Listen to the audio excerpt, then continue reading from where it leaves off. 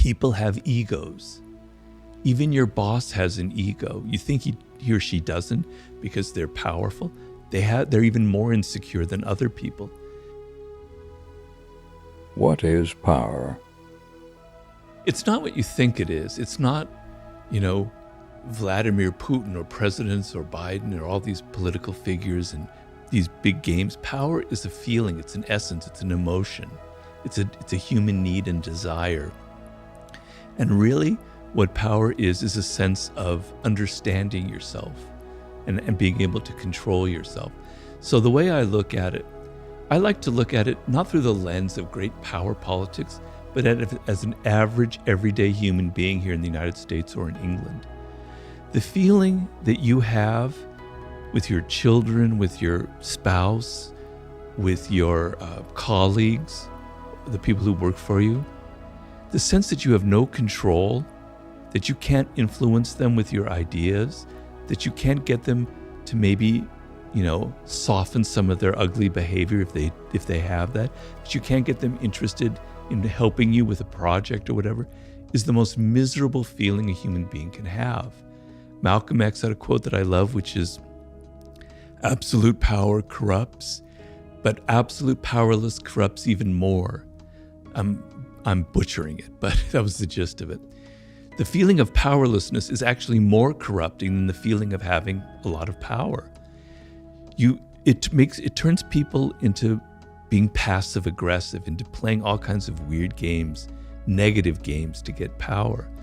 You want to feel that you have a degree of control over events in your life, over people, over your future.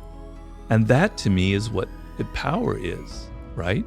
And so some of that involves these games that I mentioned in there, and some of it goes beyond the 48 laws of power, which I've tried to indicate in my other books. But it's the sense that I'm not helpless in this world. I remember when I first entered the work world as a very naive college graduate with all these ideals and things I'd read, because I studied literature and languages, going, man, this is weird. People are playing all these kind of games. I'm in over my head. I made mistakes. I got fired for being, too brash for outshine the master. It was painful, right? And so learning, you don't have to use the loss of power. I don't advocate crushing your enemy totally. I hope I don't have any enemies ever that I need to crush ever. You just need to know these things so that when you enter the work world, you're not naive, you're not stupid, you don't make the same kind of mistakes that I made. You spare yourself the pain. You understand the most fundamental thing about human nature.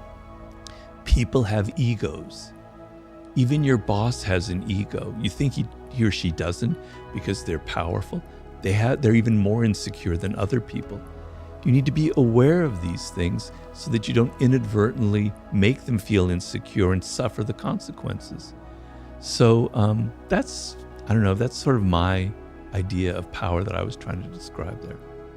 Power is control over others or an internal force. Yeah, well, if you can't control yourself, then you're in a lot of trouble in this world, right? Because when you just naturally are yourself doing things, you're going to offend people. You learn early on we're social animals. I have to tailor my behavior. If you go on babbling about how you feel and think, etc., and you just say what's the first thing on your mind, you're going to end up having a very, very short career. You're going to be saying things that are going to offend people. You're going to be making a fool of yourself. You're going to be saying things that you end up regretting, right? So you have no self-control. And if you see somebody who has no self-control, it makes you look like you're not powerful. If you can't control yourself, how can you control anything in your environment? How can you be a leader, right? So you have to learn certain things about your nature, about who you are, and not just be anybody. You have to kind of tailor your appearances as well. Because for good or for bad, I'm a believer in looking at the human animal without shame and embarrassment, just as we are, right? And appearances matter. It's the animal part of our nature.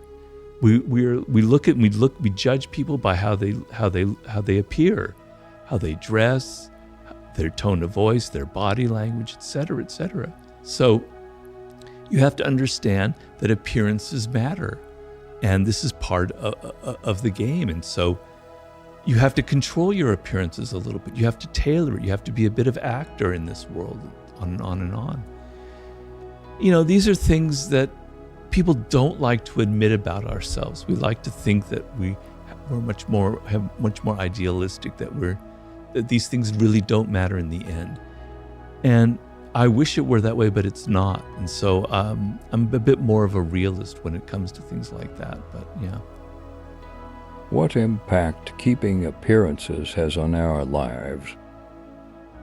I talk about it in the 48 Laws of Power, where you have to play this game in life. To me, it's a form of wisdom, which is, it's a wisdom that used to exist like in the 18th century.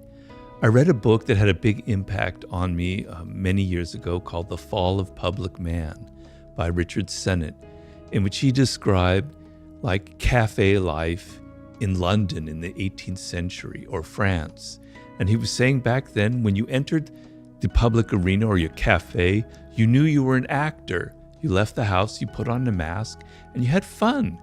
You know, you knew it was like fun. It was play. You know, when you're a child, you like playing games. You like putting on costumes. You like playing your parents or some character you saw on TV. It's part of human nature. We like to play these games. We're role players. We're actors. And he was saying in the 18th century, that was just a given in life, that when you entered the public realm, you knew you were an actor. And then when you went home to your wife, your family, or your husband or wherever, you dropped the mask. You breathed a deep sigh of relief, go, now I can be who I am. Right?